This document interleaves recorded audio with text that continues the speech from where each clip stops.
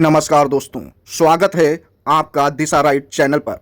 उत्तर प्रदेश के लाखों कर्मचारियों जैसे आउटसोर्स, संविदा, पीआरडी, होमगार्ड, आंगनबाड़ी, आशा बहन, रसोइया और ग्राम चौकीदार कर्मचारियों के लिए एक बड़ी खबर सामने आई है, जिसके बारे में इस वीडियो में हम विस्तृत चर्चा करने वाले हैं, जिसका विश्लेषण करते हुए आपको संपूर्ण जानकारी से अवगत कराएंगे। साथ ही माननीय मुख्यमंत्री जी की आवाज में क्या कहा गया है, यह भी हम स्पष्ट रूप से आपको सुनाएंगे। मुख्यमंत्री योगी आदित्यनाथ ने संकेत जारी किया है कि प्रदेश में आउटसोर्स सेवा आयोग बनाने की प्रक्रिया शुरू की जाएगी और इसके साथ न्यूनतम मानदेय सुनिश्चित करने की दिशा में सरकार कदम उठा रही है। तो साथियों, आयोग पता नहीं कब से बन रहा है, कब बनकर पूरा होगा यह तो नहीं कहा जा सकता, लेकिन उत्तर प्रदेश के लिए सबसे बड़ा सवाल जो बना हुआ है जनता के जहन में, उसका निराकरण कब होगा। आइए इसी निराकरण के लिए हम चर्चा करते हैं बारीकी से।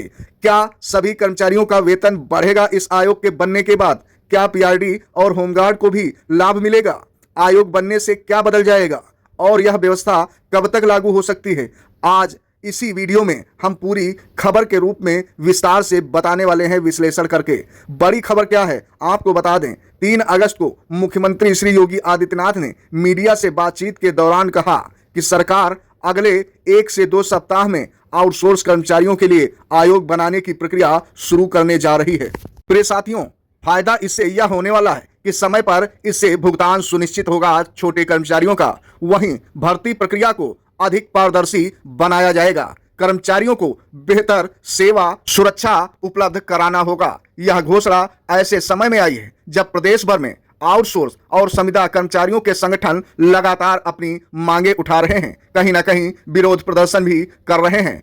ऐसे में किन कर्मचारियों को मिल सकता है लाभ, यह भी जान लीजिए। आपको बता दें कि बड़ी संख्या में कर्मचारियों को लाभ मिल सकता है यदि यह व्यवस्था लागू होती है तो। फिलहाल और किन कर्मचारियों को लाभ मिल सकता है इस प्रक्रिया से, यह कह पाना अभी कहीं ना कहीं मुश्किल होगा, लेकिन इसमें बहुत से कर्मचारी शामिल हो सकते हैं, जैसे पीआरडी जवान, होमगार्ड जवान, आउटसोर्स कर्मचारी, संविदा कर्मचारी, आंगनबाड़ी कार्यकर्ती, आशा बहन, विद्यालयों के रसोइया और ग्राम चौकीदार।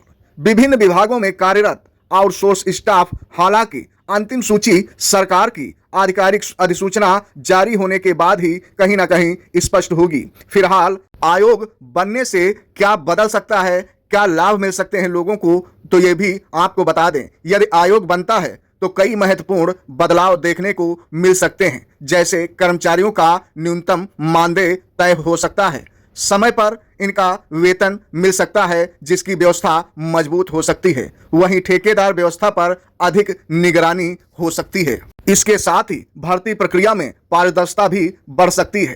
कर्मचारियों की शिकायतों के समाधान के लिए संस्थागत व्यवस्था भी लागू हो सकती है। हालांकि इन सभी बिंदुओं का अंतिम स्वरूप सरकारी नियमों पर निर्भर करेगा। फिलहाल कर्मचारी संगठनों का आज के समय में क्या कहना है, ये भी जान लीजिए। उत्तर प्रदेश आउटसोर्स एवं संविदा कर्मचारी संगठनों का मौजूदा समय में कहना है कि पिछले कई महीनों से पूरे प्रदेश में जनसंपर्क अभियान चलाया गया। बताया गया कि सैकड़ों जनप्रतिनिधियों को ज्ञापन सौंपे गए और अब मानसून सत्र के दौरान कर्मचारियों से जुड़े मुद्दे सरकार के सामने प्रमुखता से उठने की उम्मीद में नजर आ रहे हैं। संगठनों का कहना है कि उनका संघर्ष जारी रहेगा जब तक कर्मचारियों को स्थायी और सम्मानजनक व्यवस्था नहीं मिलती है। फिलहाल सबसे जरूरी बात यह नजर आ रही है, जिसे समझना बहुत जरूरी हो जाता है। यहाँ एक बात का समझना तो जरूरी ही है, लेकिन और भी बातों को भी समझना बहुत जरूरी है, क्योंकि मुख्यमंत्री जी के द्वारा आयोग और न्यूनतम मानदेय को लेकर घोषणा की गई, लेकिन अभी तक आयोग के गठन, नियमों और न्यूनतम मानदेय की राशि और लागू होने की तारीख संबंधी अंतिम सरकारी अधिसूचना जारी होना फिलहाल बाकी है। इसीलिए किसी भी वायरल पोस्ट या सोशल मीडिया दावे पर आंख बंद करके विश्वास कतई न करें। आधिकारिक आदेश आने के बाद ही पूरी तस्वीर कहीं ना कहीं साफ हो जाएगी, तब आप लोगों को बारीकी में समझ में आ जाएगा। क्योंकि अभी पीआरडी जवान, होमगार्ड जवान आदि के लिए संशय बना हुआ है। विधानसभा सत्र में क्या होता है यह देखने वाली बात होगी। सही जानकारी जब भी मिलेगी आपको बारीकी से हम अवगत कराएंगे, लेकिन मुख्यमंत्री जी ने क्या कहा है, उसका क्या असर पड़ा है, यह भी समझना बहुत जरूरी हो जाता है, क्योंकि मुख्यमंत्री जी के द्वारा आयोग और न्यूनतम मानदेय को लेकर घोषणा जो की गई है, लेकिन अभी तक आयोग का गठन नहीं किया गया। निर्धारित मानदेय यानी कि न्यूनतम मानदेय राशि और नियमों का जो है अभी तक स्पष्ट होना नहीं पाया गया। फिलहाल यदि सरकार अपने फैसले पर अडग रहती है और फैसले को पूरी तरह लागू करती है तो यह उत्तर प्रदेश के लाखों आउटसोर्स संविदा, पीआरडी, होमगार्ड, आंगनबाड़ी और अन्य कर्मचारियों के लिए बड़ा बदलाव कहीं ना कहीं साबित हो सकती है। अब देखना होगा कि आयोग कब तक बनता है, न्यूनतम मानदेय कितना तय होता है और किन किन कर्मचारियों को इसका वास्तविक लाभ मिलता है। आइए आपको हम माननीय मुख्यमंत्री जी क्या कह रहे हैं आपको सुनाते हैं। बारीकी से सुनिए, फिर अपनी राय दीजिए। आपकी राय क्या है? यह फैसला कर्मचारियों के वर्षों पुरानी मांग पूरी करेगा या नहीं करेगा? अपनी राय नीचे कमेंट बॉक्स में जरूर लिखें।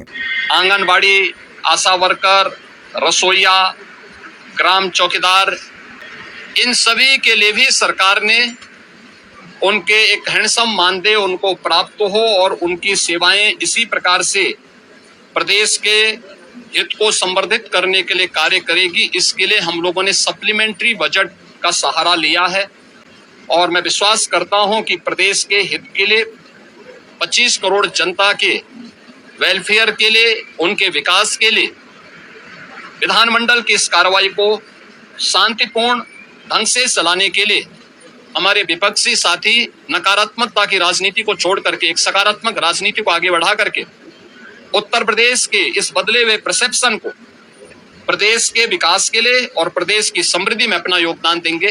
मैं एक बार फिर से सभी माननीय सदस्यों का स्वागत करता हूं। आप सभी मीडिया के प्रतिनिधियों का भी मैं स्वागत करता हूं जो विधानसभा की कार्रवाई को यहाँ पे कवरेज करने के लिए उपस्थित हुए हैं। बहुत बहुत धन्यवाद। तो प्रिय दर्शकों, आपने माननीय मुख्यमंत्री जी को लाइव सुना।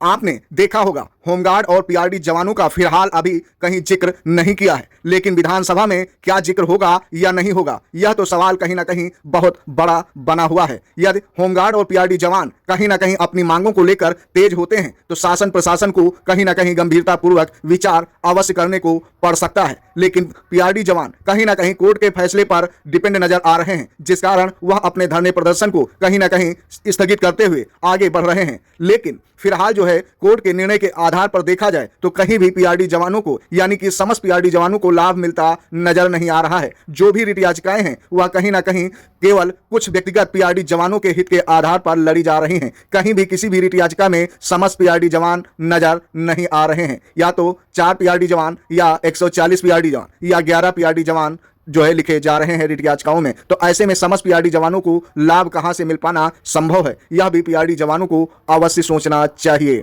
फिलहाल संगठन पर ज्यादा भरोसा करना ठीक नहीं है, क्योंकि अध्यक्ष वही हैं जिन्होंने आपको कई बार गुमराह किया है। तो आप अपने विवेक से क्या सोचते हैं ये भी हमें वीडियो कमेंट में अवश्य बताएं। अगर आपको यह जानकारी उपयोगी लगी है तो प्लीज वीडियो को लाइक करें, अपने साथियों के साथ शेयर करें और दिशा राइट चैनल को यदि अभी तक सब्सक्राइब नहीं किया है या करना भूल गए हैं तो प्लीज सब्सक्राइब अवश्य करिए। फिलहाल हम आपके लिए यूं ही सच्ची और बेहतरीन खबर लाते रहेंगे, क्योंकि दिशा राइट चैनल का मूल मकसद ही है सही खबर सही दिशा। इसीलिए दिशा राइट चैनल को कतई देखना न भूलें। आपको हर खबर से बारीकी से जानकारी अवगत कराएंगे, वो भी विश्लेषण के साथ। तो अब गुमराह होने की कोई भी बात नहीं है। आप सदैव जागरूक रहें, सचेत रहें और अपनी तरक्की को यूं ही प्राप्त करते रहें। फिलहाल आज की वीडियो में यहीं तक, आगे फिर मिलेंगे एक नई व विशेष जानकारी के साथ। तब तक दीजिए विदाई। जय हिंद, जय भारत, दिशा राइट के समस्त प्यारे दर्शकों।